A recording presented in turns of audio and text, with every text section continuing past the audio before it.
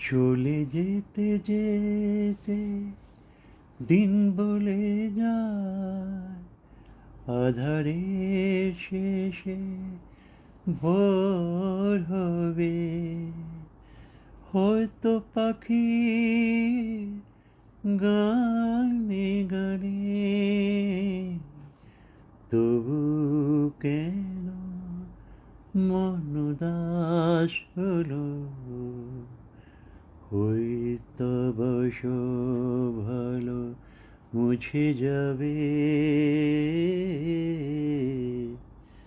হয়তো বা থাকতে না শুধু কেউ। হো হয়তো মাস পথে পথটাও ফুরিয়ে যাবে।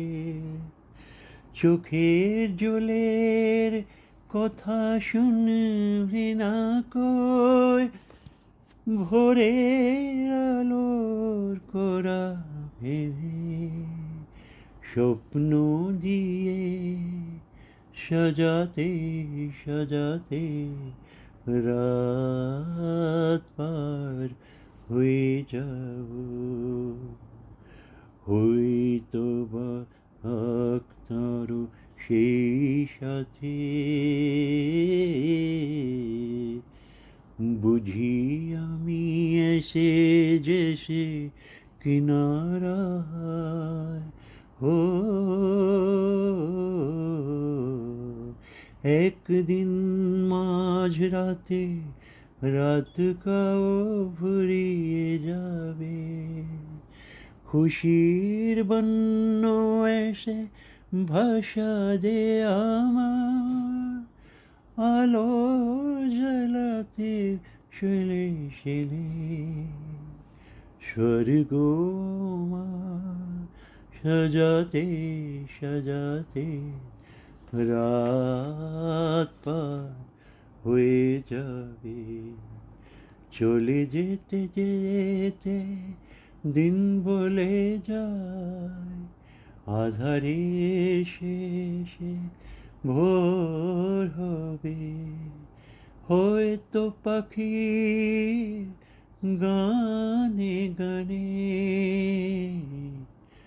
তবু কেন মন उदास হলো। 1969 का ये गीत है और इस पे जो अदाकारी कर रही हैं वो सुप्रिया चौधरी कर रही हैं। ये गीत गाया हुआ लता मंगेशकर का है, हेमंत दा की ये धुन है।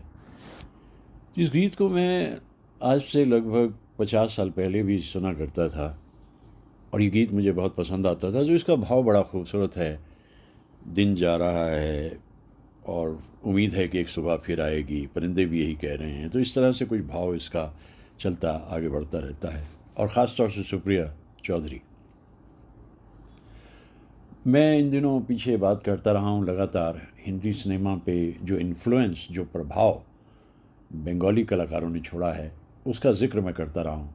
मुझे थोड़ी प्रसन्नता इस बात की हुई कि काफ़ी सारे लोगों ने मेरे उस वीडियो को देखा पिछले हफ्ते और मुझे बड़ी खुशी इस बात की भी हुई कि देखिए थोड़ा सा अलग हट के मैंने ये वीडियो बनाया था। इसमें तो मैंने पूरे उन कलाकारों का जिक्र किया जिन्होंने प्रभावित किया हिंदी सिनेमा को। लेकिन आज जब मैं इस गीत को सुन रहा हूँ या गा रहा हूँ, एक बात का ख्याल मेरे बंगाली साथी ज़रूर रखें, मैं शुद्ध पंजाबी हूँ, उसके बाद भी मैं कोशिश कर रहा हूँ कि मैं बांग्ला गीतों को गाता रहूँ। उन गीतों की जो एक फ़ील है वो मुझे बहुत अच्छी लगती है। तो इसलिए सुप्रिया चौधरी, तो अब मैं आज जिक्र में सिर्फ उन अदाकाराओं का ही करूँगा, वो जो हमारी हीरोइंस होती थी जो उधर से आईं और यहाँ आकर के उन्होंने अपनी जगह बनाई। कैसे बनाई, आज मैं सिर्फ उसी का जिक्र कर रहा हूँ, इसलिए मैं सुप्रिया चौधरी से ही शुरू कर रहा हूँ। तो सुप्रिया चौधरी बड़ी खूबसूरत अदाकारा और ख़ास तौर से जब वो उत्तम कुमार के साथ होती थी और भी हसीन हो जाती थी वो। तो उन्होंने भी हिंदी फिल्म्स की तरफ देखा और 1963 में हिंदी एक फ़िल्म बन रही है बेगाना, और उस बेगाना में जो दो एक्टर हैं वो धर्मेंद्र हैं और शैलेश कुमार हैं। धर्मेंद्र को तो आप सब जानते हैं, शैलेश कुमार जल्दी से गायब हो गए फिल्मों से। और उस फिल्म की जो खासियत थी, उसमें धर्मेंद्र के साथ में जो सुप्रिया चौधरी मौजूद हैं, उसमें सपन जगमोहन ने 2 गाने बड़े खूबसूरत बनाए। वो हिंदी फिल्म थी ऑफ कोर्स, और बड़ी कोशिश करके वो यहाँ तक पहुँची थी सुप्रिया चौधरी। 2 गाने उसमें जो हैं वो बड़े पसंद मुझे आते हैं। फिर वो भूली सी याद आई है गमे दिल तेरी दुहाई है। अब इसमें सुप्रिया चौधरी देख रही है कि भाई ये तो बड़ा कमाल का संगीत है सपन जगमोहन का। इसी में एक गीत जो है वो मुकेश साहब ने भी गा दिया था, न जाने कहाँ खो गया वो ज़माना। दरअसल मैं उस खोए हुए ज़माने को अक्सर ढूंढता रहता हूँ जो मिलता नहीं है, कोई वजह भी नहीं है मिलने की। बचपन में जो साथी बिछड़े, जवानी में जो पीस प्रीत बिसरी, वो कभी ज़िंदगी में वापस लौटे क्या? जी नहीं, वो लौटते ही नहीं कभी भी। उसके बगैर उन यादों को गले लगाकर आपको खुशी खुशी जीना होता है, अगर आप इत्मीनान से जीना चाहते हैं तो सुप्रिया चौधरी उसके बाद भी दिखाई देती हैं। किशोर कुमार एक फ़िल्म बना रहे थे दूर गगन की छाँव में, तो उन्होंने कहा भाई इसमें भी तुम्हारे लिए थोड़ा काम है, आ जाओ। उन्होंने कर दिया, और इतनी अच्छी फ़िल्म बनाई वो। लेकिन उसका गीत देखिए ना, कोई लौटा दे मेरे बीते हुए दिन, लेकिन दिन तो बीते हुए कभी लौटते नहीं। हाँ, शैलेंद्र जी कहा करते थे कि दिन जो पखेरु होते पिंजरे में मैं रख लेता, उनको सारा दिन पालता खिलाता, लेकिन वो होता नहीं ऐसा। एक अजीब सी अतीत मोह मेरे मन में जागती रहती है, जिसे नॉस्टैल्जिया भी कहते हैं। इसलिए इन बातों का जिक्र करता रहता हूँ, और आजकल कुछ बंगाल का जिक्र ज़्यादा ही हो रहा है दुनिया में, तो इसीलिए मैंने सोचा कि जब बंगाल का जिक्र हो रहा है तो कम से कम बंगाल से जिन कलाकारों ने यहाँ आना किया तो उनके बारे में कुछ का जिक्र कर लेते हैं। तो मैं सुप्रिया चौधरी का जिक्र इसलिए कर रहा कि ये गाना मुझे बहुत पसंद है, और जैसे मैंने कहा 50 बरस पहले से इस गीत को मैं सुनता रहता हूँ।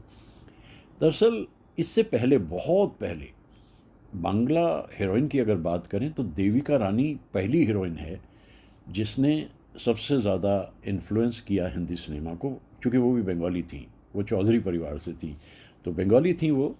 और देविका रानी ने उस ज़माने के जो कमाल के कलाकार अशोक कुमार साहब थे, उनके साथ फिल्मों में काम किया। अछूत खन्ना में किया, अछूत कन्या के साथ साथ उन्होंने जीवन नैया में किया, और इतनी पॉपुलर, मेरे ख्याल से 14-15 फिल्म उन्होंने की होंगी टोटल मिला करके। 10 साल का उनका पीरियड है, 1933 से और 1943 तक। उसके बाद में भी एक ब्याह पहले हिमांशु राय से हुआ था, और उनके जाने के बाद उन्होंने एक रशियन आर्टिस्ट रोरिक से ब्याह कर लिया, और 1945 के बाद तो उन्होंने फिल्मों को त्याग दिया। देर तक जिंदा रहीं वो, लगभग 1994 तक। और उस बीच में बस वो उन्होंने क्या किया कि मैं जब मनाली जाता हूँ तो मनाली से लगभग 16 किलोमीटर नग्गर एक जगह है, तो वहाँ एक ऐसी खूबसूरत अद्भुत सी जगह है, म्यूज़ियम बना हुआ है रोरिक का। वहाँ बहुत अरसा तक रहती रहीं देविका रानी, क्योंकि उनके शौहर भी वहीं रहते थे। वो पेंटिंग का म्यूज़ियम आज तक वहाँ पर मौजूद है। उसके बाद फिर वो बेंगलोर के आउटस्कर्ट्स में आकर के रहने लग गए थे, और फिर देविका रानी, तो जब भारत सरकार ने तय किया 1969 में कि भाई एक दादा साहब फाल्के ने पहली फिल्म बनाई थी ना, राजा हरिश्चंद्र, तो हम ऐसा करते हैं कि उनके नाम पे फिल्म इंडस्ट्री का सबसे बड़ा पुरस्कार रख देते हैं। वो भाषा कोई भी हो, एक कलाकार को हर बरस वो पुरस्कार दिया जाएगा। तो पहला ही पुरस्कार देविका रानी को मिला था। तो फर्स्ट लेडी वो कहलाती हैं कि वो first lady of Hindi cinema थी। हाँ, खूबसूरत बहुत थी, और आर्टिस्टिक थी, एस्थेटिक थी, और ये सारी चीज़ें हमें पहली इस कलाकार में दिखाई देती है। इसके बाद जो बंगाल से आमद हुई वो होती है सुचित्रा सेन की, 1955 में। देख रहे थे बांग्ला फिल्मों को बिमल रॉय, और देवदास के लिए उन्हें पारो की ज़रूरत थी। पारो के किरदार में उनको मालूम था, देवदास के सामने बिमल रॉय को मालूम था कि इतनी हसीन एक हीरोइन लानी है जिसके चेहरे पर मासूमियत झलकती हो, और वो चेहरा था सुचित्रा सेन का। बस उस फिल्म को जब मैंने देखा तो मैं सचमुच मानता हूँ कि अदाकारी तो वैजंती माला की भी कमाल थी उसमें, लेकिन पारो जब जब आती है और इतने सहज भाव में वो बोलती है, हाँ हाँ, कितना खूबसूरत दौर था वो। एक सीन है देवदास फिल्म में, और देवदास को गुस्सा आया हुआ है बड़ी ज़बरदस्त पारो के ऊपर, और पारो तालाब से, तलिया से पानी भर के वापस आ रही है, तो वहाँ वो कहती हैं कि बहुत अहंकार हो गया है तुम्हें अपनी खूबसूरती पर। तो वो चुपचाप देखती है और फिर बाद में एक छड़ी उसके माथे पे मारते हैं दिलीप कुमार फिल्म में, और कहते हैं कि चांद के माथे पे एक दाग है, एक दाग तुम्हें भी दे रहा हूँ पारो, देखोगी तो याद करोगी। मोहब्बत की सबसे बड़ी खूबसूरती है कि कहीं उन्हें ये लगने लगा था कि पारो उनसे दूर हो जाएगी, उसका ब्याह कहीं और हो जाएगा, इसलिए एक जलन कुढ़न जो है, चिड़न उस किरदार में, देवदास में भरी हुई थी। लेकिन फिर देखिए अगले ही पल उसके माथे पे पट्टी भी बांधते हैं। ये सेंसिटिविटी मिस करता हूँ मैं पिछले इतने बरसों से सिनेमा में। तो फिर वो सीन उन्होंने किया, उसके बाद वो एक फ़िल्म में हमें फिर से दिखाई देती है। चंपाकली बड़ी एक ऑर्डिनरी सी फिल्म थी, लेकिन ममता में उनका रोल बड़ा कमाल का था। ममता में उन्होंने, और फिर मुंबई का बाबू का क्या कहना, वहाँ मतलब ये जो सुचित्रा सेन का चेहरा है वो बिना कुछ कहे भी बोलता है। वो आखिर का गाना, चल रही सजनी अब क्या सोचे, कजरा ना बह जाए रोते रोते, इसमें खामोशियाँ बोल रही हैं। इधर वो डोली में बैठ कर जा रही है और उधर सामने से देवानंद देख रहे हैं। भाई वाह राजीव खोसला साहब, क्या खूबसूरत अंदाज में इसको आपने बनाया। और ममता में तो उन्होंने डबल रोल करके कमाल ही कर दिया था सुचित्रा सेन ने। रहे न रहे हम महका करेंगे, महक रही हैं, इतने बरसों बाद भी महक रही हैं। अजीब किस्म की इंसान थी। सत्यजीत रे ने कहा, क्योंकि सत्यजीत रे के बारे में मैं बांग्ला में ही मानता हूँ, क्योंकि हिंदी में तो उन्होंने एक ही फिल्म शतरंज के खिलाड़ी बनाई थी, तो इसलिए उस एक बार उन्होंने कहा भाई एक किरदार तुम्हारे लिए है, तो उसने कहा दादा मैं दरअसल कहीं और उसमें हूँ शूटिंग में, इसलिए मैं इसको कर नहीं पाऊँगी। यानी कोई कह दे सत्यजीत रे से कि मैं फिल्म नहीं कर सकती, अलग किस्म की इंसान थी वो। दादा साहब फाल्के के लिए कहा गया कि भाई आपको लेने दिल्ली आना पड़ेगा, तो उन्होंने कहा भाई मैं नहीं आ पाऊँगी, मैं गुमनामी में रहती हूँ तो मैं नहीं आ पाऊँगी, तो दादा साहब फाल्के मना कर दिया। राज कपूर ने एक फ़िल्म के लिए उनसे कहा, तो राज कपूर को कहती हैं कि नहीं मैं आपके साथ फिल्म नहीं कर पाऊँ। बाद में पूछा भाई बात क्या थी, क्यों मना किया राज कपूर के साथ तुमने? कहते उनका बोलने का ढंग कुछ अजीब सा लगा मुझे। तो ये थी सुचित्रा सेन, आखिर के बरसों में काफ़ी बरसों तक गुमनामी में रहीं। तो सुचित्रा सेन का नाम जो है, देखिए बांग्ला में ये तो तय हो गया कि सै को शय बोला जाता है, तो सुचित्रा सेन जो है वो अद्भुत अदाकारा हमें दिखाई देते। बस फिर तलाश थी गुलजार साहब को आंधी फिल्म के मेन किरदार के लिए, तो फिर उन्होंने रिक्वेस्ट करी सुचित्रा सेन से। तब तक तो वो छोड़ चुकी थी, लगभग कम कर दिया था फिल्म्स में उन्होंने, लेकिन फिर भी संजीव कुमार के साथ जो उन्होंने किया है आंधी में रोल, भाई वो तो कमाल है। ऐसी अदाकारा ऐसी खूबसूरत अंदाज में करती हैं कि एक्टिंग, उसमें इतना डिफ़िकल्ट रोल है, ये कमाल सुचित्रा सेन का था। तेरे बिना जिंदगी से कोई शिकवा तो नहीं। अब ये जो है, ये फिल्म अपने आप में अद्भुत इसीलिए बनी क्योंकि इसमें अदाकारी जहाँ कमाल थी, वहाँ पंचम ने भी कमाल कर दिखाया। पंचम ने इस फिल्म के लिए जो गीत बनाए और जो लिखे गुलजार साहब ने, उन्होंने इस फिल्म को कहीं से कहीं पहुँचा दिया।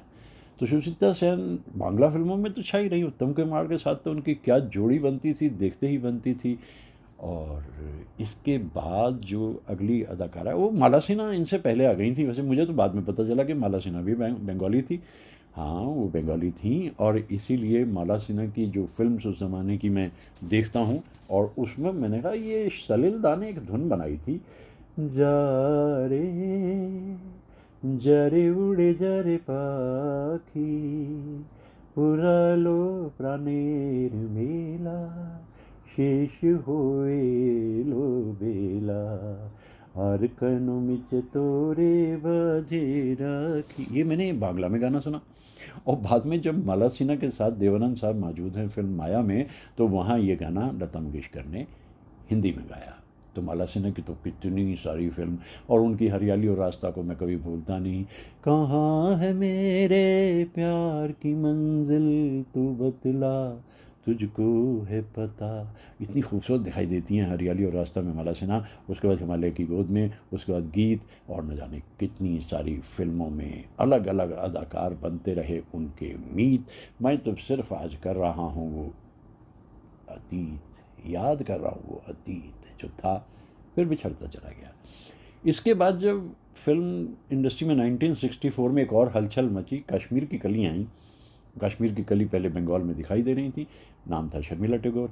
बस उसके बाद तो Sharmila Tagore never looked back. उनको दो एडवांटेज थी। एक तो उनका बोलने का लहजा बड़ा खूबसूरत, हल्का। मैं एक बार उनसे मिला, पटौदी साहब, उनके हस्बैंड और शर्मिला टैगोर नेशनल म्यूज़ियम में दिल्ली में एक रितु बेरी का शो था, तो ये वहाँ थे।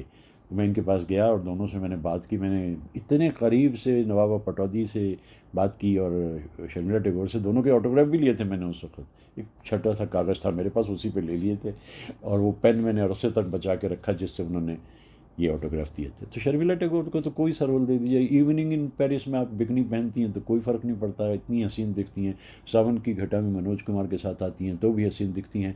और उधर जब धर्मेंद्र से कह रही हैं कि चलो सजना जहाँ तक घटा चले, ख्वाहिश उनकी एक ही रहती थी कि किसी तरीके से एक फिल्म दिलीप कुमार के साथ कर लें। तो उन्होंने दास्तान कर ली, देव साहब के साथ कर लें, ये गुलिस्तां हमारा कर ली। भाई शर्मिला टैगोर तो वन ऑफ इट्स काइंड है, एलिगेंस, उनकी तो अपनी पर्सनैलिटी अलग है। तो शर्मिला टैगोर के बाद में छाई रही देर तक। तो और अदाकारों की जब बात मैं करता हूँ तो ये मुख्य तो यही हैं। इसी वक्त में लगभग कुछ अरसे के बाद जीवन मृत्यु में नई एक्टर दिखाई दे रही है, झिलमिल सितारों का आंगन होगा, राखी आ गई।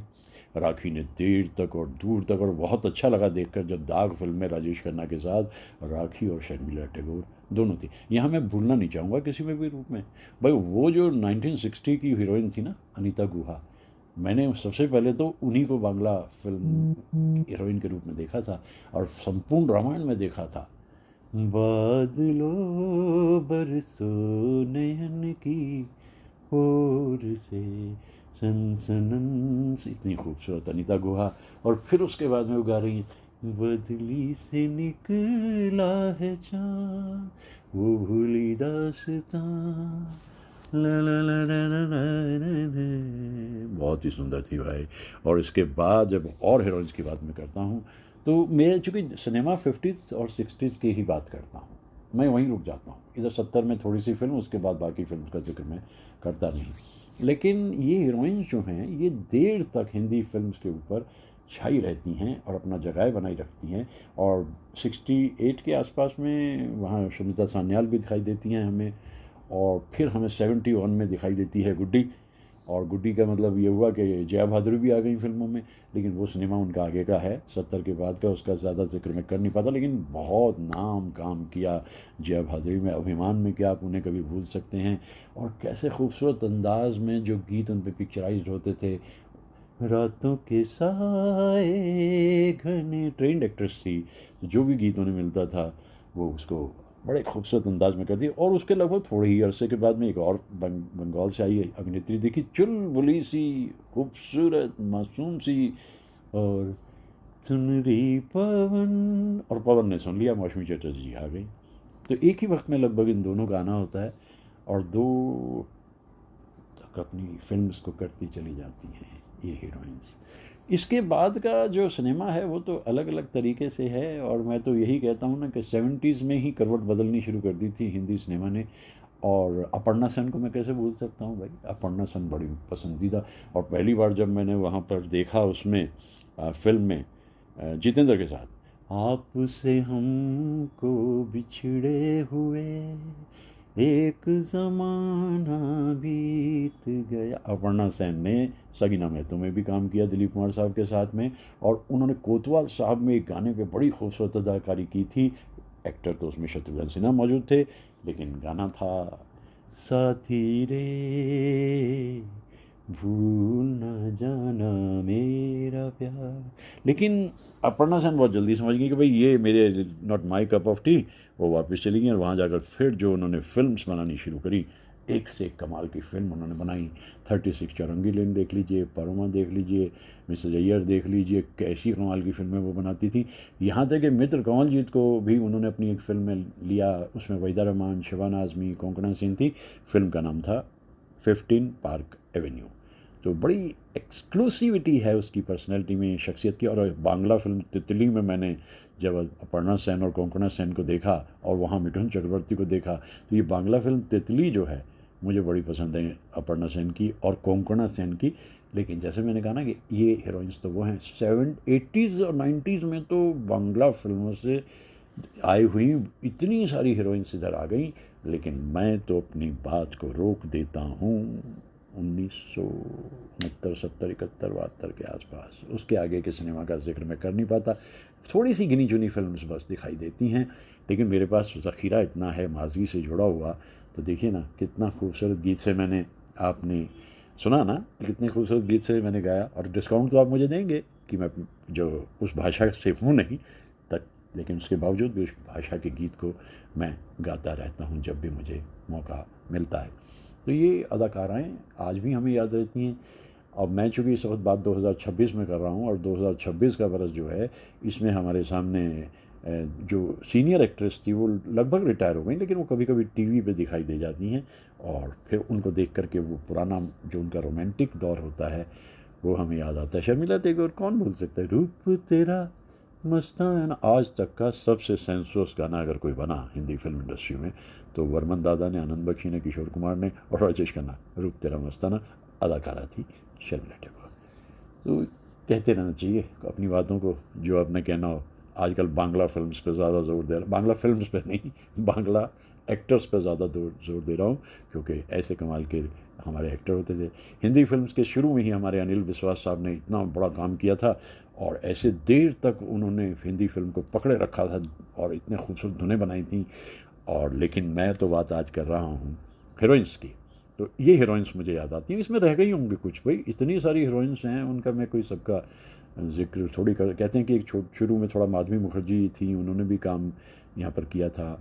रूमा गुहा दत्ता जो किशोर कुमार साहब की पत्नी थी, वो दिलीप कुमार की पहली फिल्म ज्वार भाटा में थी, लेकिन वो थोड़ा थोड़ा सल्पा सल्पा काम था उनका।